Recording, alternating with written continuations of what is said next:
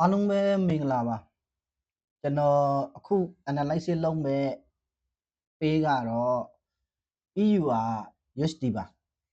အဲ့တော့ဒီနေ့တော့ကျွန်တော် major ပေးတွေကို analysis လုပ်ပေးဖို့စိတ်ကူးပေါက်လာတယ်ပေါ့လေနော်အဲ့တော့ major ပေးတွေကလှလေးလှနေတာကို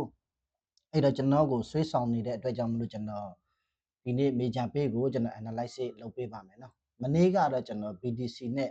Go Market ကို analysis လုပ်ပြီးသွားပါပြီဒီနေ့ကတော့17ရက်ပါနော်တလားပိုင်းအဲ့တော့အခု EU ကဘာလို့စိုက်ဝင်စားဖို့ကောင်းနေတယ်လဲဆိုလို့ရှိရင် market ကဒီကနေစတက်တယ်နော်အဲ့ရဟိုင်မလောက်ဘူးနော်အဲ့ရဟိုင်မလောက်ဘဲနဲ့သူပြန်ဆင်းလာတဲ့အဆင်းကလည်း lower လို့မလောက်ဘူးနော် lower လို့မလောက်ဘဲနဲ့ဒီနားမှာ higher low အနေနဲ့ရက်ပြီးတော့နော်သွားတယ်ပြီးတော့တက်တဲ့အတက်က higher high လောက်တယ်နော် higher high လောက်ပြီးတော့ higher low လောက်တယ် higher low လောက်ပြီးတော့ market ကတက်သွားတယ်နော်တက်သွားပြီးတော့ဒီမှာပြန်ဆင်းလာတယ်နော်ပုံမှန်အတိုင်းပဲနော် higher low ပဲပြီးရင်ဒီဟိုင်က higher high မလောက်ဘူးနော် higher high မလောက်ဘဲနဲ့ဒီမှာဆိုတပင်တော့4 hour လောက်မှဆိုတာတပင်တော့ပေါ်မှာပေါ့လေနော်အဲ့ကနေပြီးတော့ market ကဒီမှာဒီမိုင်းဇုံကိုရအောင်ပြန်လာအဲ့တော့ဒီမိုင်းဇုံကနေ market ကဒါမျိုးသွားလို့ရတဲ့အခွင့်အရေးရှိတယ်နော်ဒါဆိုဒါမျိုးသွားလို့ရတဲ့အခွင့်အရေးမရှိဘူးလားရှိတာပေါ့နော် market ကအကုန်လုံးဖြစ်နိုင်တယ်အဲ့တော့အဲ့လိုမျိုးသွားလို့ရတဲ့အခွင့်အရေးရှိနေတဲ့အခါကျတော့ဒီနေရာလေးကအဆုံးဖြတ်ပေးမဲ့နေရာလေးဖြစ်နေလို့ကျွန်တော်စိတ်ဝင်စားတာပါနော်ဒီမိုင်းဇုံလေးကတော်တော်လေးအားလေးကောင်းတဲ့ဒီမိုင်းဇုံလေးဖြစ်တယ်ဒီအားကောင်းတဲ့ဒီမိုင်းဇုံကို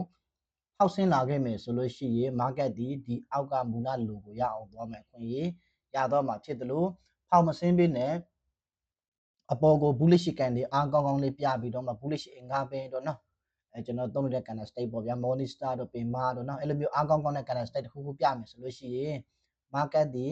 မူလဒီ high ကိုတင်မကဘဲနဲ့ဟရဟိုက်ပါဆက်လုပ်လို့ရမယ့်အခွင့်အရေးပါရသွားနိုင်တယ်အဲ့ဒါကြောင့်မို့ကျွန်တော် EU ကိုစိတ်ဝင်စားနေတာနောက်ပတ်နော်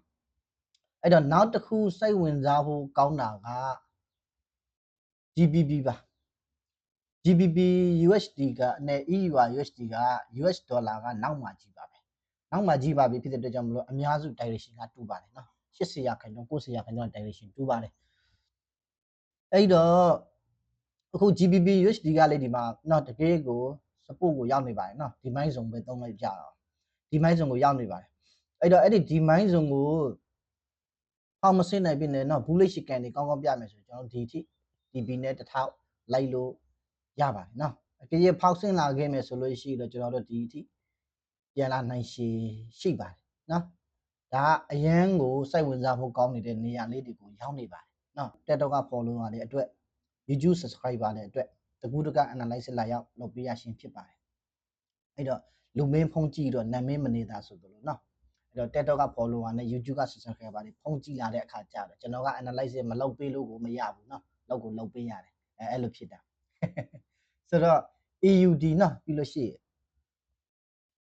EUD ကလည်းထိုနည်းတူစောပါပဲเนาะဒီ EUD တို့ဆိုတာကလည်းဒီမှာဒေါ်လာကနောက်မှာလေเนาะ US ဒေါ်လာကနောက်မှာဆိုတော့သူတို့က direction လေးတွေတူတတ်ပါတယ်အဲ့တော့ AU လေးဒီမှာနော် low point ကိုရောက်နေပါတယ်အဲ့တော့ low point ကတခါတည်း mount တင်လိုက်တယ်နော်အဲ့တော့ဒီကန်တွေကဘယ်လိုပြီးမလို့မသိဘူးကျွန်တော်စအောင်မှာက night ကန်တွေနော်လာမဲ့ကန်တွေဒုတိယကန်တွေကိုစအောင်အဲ့ဒီဒုတိယကန်တွေကကျွန်တော်တို့ဘယ်လိုအဆုံးဖြတ်ပေးမလဲဆိုတာကိုစရမယ်ဒုတိယကန်တွေကအဆုံးမဖြတ်မပေးရင်နောက်ထပ်ကန်တွေတစ်ချောင်းရဲ့အဆုံးဖြတ်ကိုစအောင်မှာဖြစ်ပါနော်အဲ့တော့ point ကတော့ရှင်းရှင်းလေးပါပဲနော်ဒီ logo ဖောက်မဆင်းရင်အပေါ်ကိုတက်မှာပါနော် logo ဖောက်ဆင်းရင်အောက်က low အထိပြင်လာမဲ့အခွင့်အရေးရမှာပါเนาะရိုးရိုးလေးပါပဲ market အခုဖြစ်လာမဲ့အနေထားကလေမလျှောက်ထွေးတဲ့အခါကျတော့ကျွန်တော် try လို့ရပါတယ်နောက်တစ်ခုက NZD ပါအဲ့တော့ NZD ကတော့နည်းနည်းကြောင်ဖတ်ပါတယ်เนาะဒီ low point လေးကိုတော့နည်းနည်း body နဲ့ဖောက်ဆင်းထားတဲ့ပုံစံမျိုးဖြစ်လာအဲ့တော့ now တင်းမှာသူပြန်ပြီးတော့ဖောက်ဝင်လာမလားဒါမှမဟုတ်ဒီစုံကဒီမိုင်းစုံအနေနဲ့သူ့ကိုเนาะဒီမိုင်းစုံအနေနဲ့အလုပ်လုပ်ပြီးတော့သူ့ကိုအားနဲ့အပေါ်ကိုเนาะကန်တင်လိုက်မလားဆိုတာကိုလေစောင့်ကြည့်ရမှာပါဒီမှာအပေါ်မှာဖြစ်နေတဲ့ပုံစံကတော့ဟင်းရန်ရှိုးတဲ့ပုံစံမျိုးဖြစ်နေပါအဲ့ဒါကြောင့်မို့ကျွန်တော် NZD ကိုတော့အရန်ကြိုက်တဲ့စရင်းထင်မှာမထည့်ထားပါဘူးเนาะကြိုက်တာကတော့ EU ကအကြိုက်ဆုံးပဲပြီးရင် GBP ကြိုက်တယ်ပြီးရင် AUD ကြိုက်တယ်เนาะဒါဆို CAD လေးကိုကြည့်အောင်ပါအဲ့တော့ CAD ကကြတော့ဒေါ်လာကရှိမှာဆိုတော့အပေါ်က၄ခုနဲ့ပြောင်းပြန်ပါ direction ကเนาะအဲ့တော့ဒီကောင်ကဒီမှာ supply zone ကိုရောက်နေပါတယ် ရောက်တော့မှာပါနော် supply zone ကိုရောက်တော့မှာဒီကတဘေးတုံးနဲ့ဆင်းလာတာပေါ့လေနော်အဲ့ဒါ supply zone ကနေပြီးတော့မူလလိုကိုတော့၎င်းနော် lower လိုတော့၎င်းသူလောက်မယ်ဆိုရင်လောက်လို့ရပါတယ်နော်အဲ့တော့သူကလေဒီ supply zone ကနေပြီးတော့အဆုံးဖြတ်ပေးမှာပါကဲဒီ supply zone ကိုဖောက်မတဲနိုင်ဘူးနော်ဒါမျိုးဖောက်မတဲနိုင်ဘူးဆိုလို့ရှိရင်ကျွန်တော်တို့ bearish အယောင်းကန်တွေအကောင်းနဲ့ပြရင်လက်ရောင်းလို့ရပါတယ်နော်ဖောက်တဲလို့ရှိရင်တော့မူလဒီ high တိရအောင်သွားမယ်အခွင့်အရေးသူ့မှာရှိပါတယ်အဲကြောင့်မို့အခုကနော်လမ်းစုံကိုရောက်နေပါတယ်ဘယ်ဖက်ကိုရွေးမလဲဆိုတာမျိုးပါနော်ဘာယာလားဆေလာလားဆိုတာကိုဖြစ်နေတဲ့အတွက်ကြောင့်မလို့ကျွန်တော်တို့လိုက်ရတာကတော်တော်လေး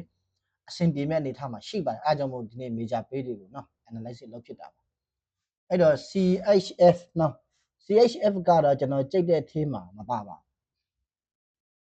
အခု market ရဲ့ structure ကိုပြောတာနော် CHF ရဲ့ market တစ်ခုလုံးကိုရာသက်ပဲမကြိတ်ဘူးပြောတာမဟုတ်ဘူးအခုဖြစ်နေတဲ့အနေအထားမျိုးကိုပြောတာပါ GBP ကိုတော့ကျွန်တော်JPY ကိုတော့ကျွန်တော်အခုနည်းနည်းစိတ်ဝင်စားပါတယ်ဘာလို့စိတ်ဝင်စားတယ်လဲဆိုလို့ရှိရင်ဒီမှာသူ3ချက်လာထိနေပြီနော်3ချက်လာထိနေပြီဆိုတော့ဒီထိချက်ကသူဘယ်လိုလုပ်မလဲမသိဘူးဒီကန်တွေကတန်တိုင်းနဲ့ရက်တော့တာလေနော် market ပိတ်ရက်ဆိုတော့လေအဲ့ဒီကန်တွေက body နဲ့ပဲဖောက်တက်သွားမလားပြီးလို့ရှိရင်အသေးကိုပဲနောက်ထပ် night ကန်တွေကအသေးကိုပဲပြန်ပြီးတော့ဖောက်ဝင်လာမလား okay night ကန်တွေကအသေးကိုသာဖောက်ဝင်လာခဲ့မယ်နော်အဲ့လိုမျိုးဆိုလို့ရှိရင်ကျွန်တော်ရောင်းဖို့စဉ်းစားမှာပါ JPY ကနော်အဲ့တော့သူတို့ရဲ့အဓိကနော်အခုတော့ကကျွန်တော်ပြခဲ့တဲ့ market တွေအားလုံးကို50%ကနေ60%လောက်ဒီရှောက်ကင်ထားတဲ့ဆရာကြီးကတော့ဒီမှာပါနော် USDI နော် US dollar index ပါနော် US dollar American dollar ပါအဲ့ဒီဒါ American dollar ရဲ့ share ပါသူက major pay 9ခုစလုံးမှာက US dollar ပါတယ်လေ US dollar ပါတယ် US dollar ရှိကနေတဲ့ဟာက3ခုနောက်ကနေနေတဲ့ဟာက4ခုအဲ့ဒီရှိကနေတဲ့ဟာနဲ့နောက်ကနေနေတဲ့ဟာက direction ရောင်းပြန်နော်အဲ့တော့ဒီ US dollar ကအခုသူလေးလမ်းဆောင်လမ်းခွာကိုရောက်နေပါသူလေး decision ရှာရမယ်အခိုက်တန်းပါအပေါ်ကိုဖောက်တဲ့ရတော့မူလဒီဟိုင်းကိုရအောင်လာမယ်အခွင့်အရေးရသွားမှာဖြစ်ပါတယ်အဲ့တော့ US dollar ကဒီလိုမျိုးထိုးတက်မယ်ဆိုလို့ရှိရင်ဒီမှာနော်ဒီအုပ်စုတွေကဈေးကြမှာဖြစ်ပါတယ်ကျွန်တော်ကာလာလေးပါတစ်ခါလေးအနီရောင်လေးပြောင်းပေးပါနော်ဈေးကြမှာဖြစ်ပါတယ်အဲ့တော့ဈေးတက်မှာကဒီကောင်တွေပါနော်ဒီကောင်တွေကဈေးတက်မှာဖြစ်ပါတယ်ဒီ US ဒေါ်လာကဒီအပေါ်ကိုဒါမျိုးတက်သွားခဲ့ရင်ဒီအပေါ်၄ခုကဈေးကြမှာနော်သူတို့ခုရောက်နေတဲ့နေရာလေးတွေကိုဖောက်ဆင်းလာကြမှာဖြစ်ပါတယ်အကယ်၍ဒီကောင်ကဈေးမတက်ပေနဲ့နော်အောက်ကိုဒါမျိုးဈေးပြုတ်ကျလာမယ်အဲ့ထက်အပြင်ကိုလိုဝလိုပါထပ်လုပ်မယ်ဆိုလို့ရှိရင်ဒီအပေါ်ကအကောင်တွေက special နော်လုံးဝအထူးအစီအစဉ်နဲ့တက်မှာပါနော်အဲ့တော့ဒီကောင်တွေကဈေးပြုတ်ကျမှာဖြစ်ပါတယ်နော်ဒီကောင်တွေကဈေးပြုတ်ကြမှာဖြစ်ပါအဲ့ဒါကြောင့်မလို့ကျွန်တော်ဒီဆရာကြီးကိုဂယုမဆိုင်လို့မရ major pay ကိုထွက်ရည်ဒီ US ဒေါ်လာကိုမကြည့်လို့မရပါဘူးအဲ့တော့ဒီကောင်ကဒီလိုလေးထိုးကြလာခဲ့မယ်ဆိုလို့ရှိရင်ကျွန်တော်တို့ကောင်းကောင်းကြီးနော်ထွက်လို့ရမှာပါအဲ့တော့အခုပြောချင်တာကဒီဒေါ်လာကတစ်ဖက်ဖက်ကိုရွေးချယ်ရတော့မှအနေထားမျိုးဆိုတော့ဒေါ်လာကဒါတစ်ဖက်ဖက်ကိုရွေးချယ်လိုက်လို့ရှိရင်ကျွန်တော် major pay 9ခုထဲမှာလေနော် US ဒေါ်လာနောက်က၄ခုနဲ့ရှိက3ခုကတစ်ဖက်ဖက်ကိုရွေးကြမှာပါအဲ့တော့ market ကတော်တော်လေးကို trade လို့ကောင်းမဲ့သဘောမှာရှိပါတယ် major pay 9ခုကအားလုံးပဲအဆင်ပြေကြပါစေခင်ဗျာ